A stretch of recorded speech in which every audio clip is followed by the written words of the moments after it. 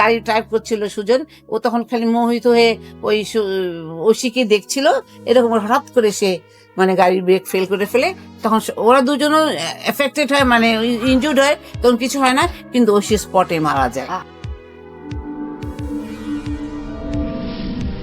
চলুন নতুন মানবিক দুনিয়া গড়ি, মানুষের পাশে বিশেষ মানুষ, সৃজনশীল মানুষকে নিয়ে আসি।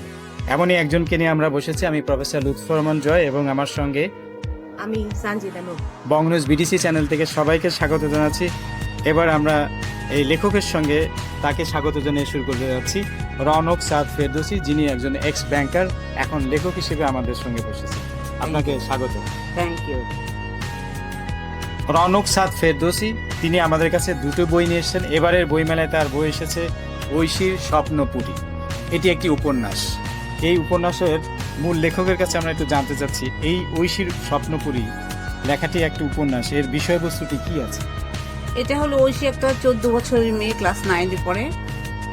ও অনেক ওয়েল অফ ফ্যামিলির মেয়ে হলে কি হবে, ওর ছোট থেকে ওর দৃষ্টিভঙ্গি মানুষ যারা ডিস্ট্রেস মানুষ আছে, যারা অসহায় দরিদ্র, তাদের প্রতি সবসময় তার দৃষ্টিটা নিবদ্ধ থাকে। আচ্ছা, ওর বাবার কাছ থেকে টাকা পয়সা নিয়ে গরিব সে বস্তিতে তাদেরকে সে দিয়ে হেল্প করে। তারপরে সে মানে সে সবসময় রিক্সায় চড়ে, মানে সবসময় গাড়িতে চড়ে বেড়ায়, তাই তার গাড়িতে চড়ে বেড়াতে ভালো লাগে না, মাঝে মাঝে। Prime University.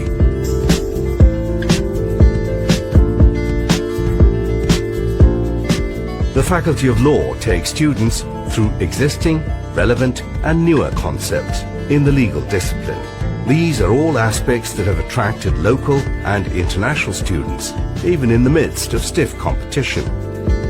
Prime University, where your dreams are realized as radiant success. স্কুলে রিক্সায় চড়ে চড়ে যায়, যেমন ও সবসময় ওই নিম্ন মানুষের দিকে তার দৃষ্টিভঙ্গি। এরপর সে তার বাবাকে বলে যে আমি একটা ইয়েতিমখানা তৈরি করব, সে এতিমখানার জন্য তুমি আমাকে ফাইন্যান্স করবে। তো তোর বাবা বললো ঠিক আছে, আমি তোমাকে ফাইন্যান্স করব। আচ্ছা, আমরা একটু জানতে চাচ্ছি পরিণতি কি হলো ঐশীর? পরিণতি সে কি পারলো? না, সে পেরেছে, তার স্বপ্নের পরিষেব তৈরি করেছে, কিন্তু সবচেয়ে ইলফেট যেটা, সেটা সে ওই যে গাড়ি করে যখন যাচ্ছিল ওইটা ওপেনিং করতে, ইয়ে পুরীটা স্বপ্ন পুরীটা ইয়ে করতে, ওপেনিং করতে, তখন রাস্তার ভিতরে ওই ছেলেটা, এটা বলা প্রযোজ্য যে সুজন যে ছেলেটা, সে আবার ঐশী খুব ভালোবাসতো, পছন্দ করতো, যার জন্য সে সেদিন ঐশী অনেক সুন্দর করে সেজেছে, একদম অনেক সুন্দর না আছে, একটা ইয়ে করবে, স্বপ্নপুরী উদ্বোধন করবে, সে খুব সুন্দর করে সেজেছে। গাড়ি ড্রাইভ করছিল সুজন, ও তখন খালি মোহিত হয়ে ওই ঐশীকে দেখছিল, এরকম হঠাৎ করে সে মানে গাড়ি ব্রেক ফেল করে ফেলে, তখন ওরা দুজনও এফেক্টেড হয়, মানে ইনজুর্ড হয়, তখন কিছু হয় না, কিন্তু ঐশী স্পটে মারা যায়। আমরা ঠিক করুণ একটা পরিণতির কাহিনী কিন্তু আমরা পেয়েছি, কিন্তু ঐশী জিতেছে যে সে সত্যি সত্যি তার এতিমখানাটি গড়ে তুলেছে। এই বইয়ের যে তরুণদের একটি সামাজিক কর্মকাণ্ডে অনুপ্রেরণা যোগাবে, নিজের জীবনকে বলিদান করেও এটা এগিয়ে যেতে পারে, প্রেমেরও বলিদান ঘটেছে। দর্শক, অতি মুগ্ধকর প্রেমের এবং পরিণতি যদিও বেদনাময়, তবুও এই গ্রন্থটি সবার দৃষ্টি কাড়বে বলে আমরা মনে করি।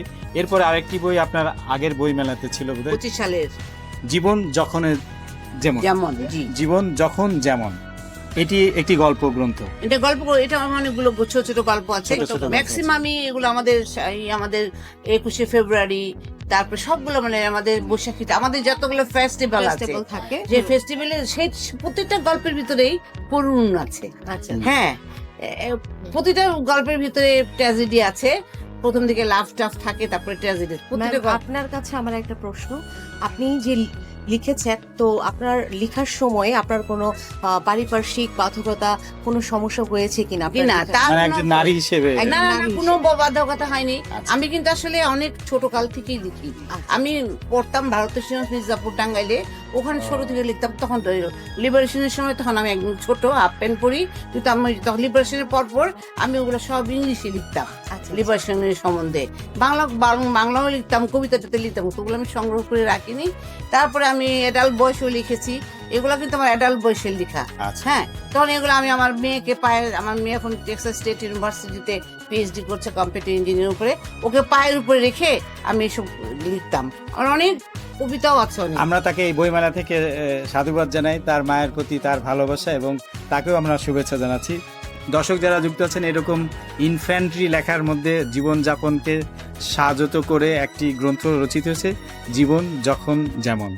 আমরা আশা করছি এই গ্রন্থ দুটি পাঠকপ্রিয়তা পাবে। কোন স্টলে এখন এটা পাওয়া যাচ্ছে? এটা চয়ন প্রকাশন, চয়ন প্রকাশন। কত নম্বর স্টল? 321 নম্বর স্টল। 321 নম্বর। আপনারা জানেন বঙ্গনিউজ বিটিসি চ্যানেলে যারা সাক্ষাৎকার দেন তাদের এই বইগুলো আমাদের স্টলেও পাওয়া যায়, এবং লেখকের নাম্বারটি স্ক্রলিং হচ্ছে, আপনারা সরাসরি লেখকের সঙ্গে যোগাযোগ করে এই বইটি সংগ্রহ করতে পারবেন, এবং পরবর্তীতে বঙ্গপিডিয়াতে এই বই পাওয়া যাবে, আপনারা সেখান থেকেও সংগ্রহ করতে পারেন।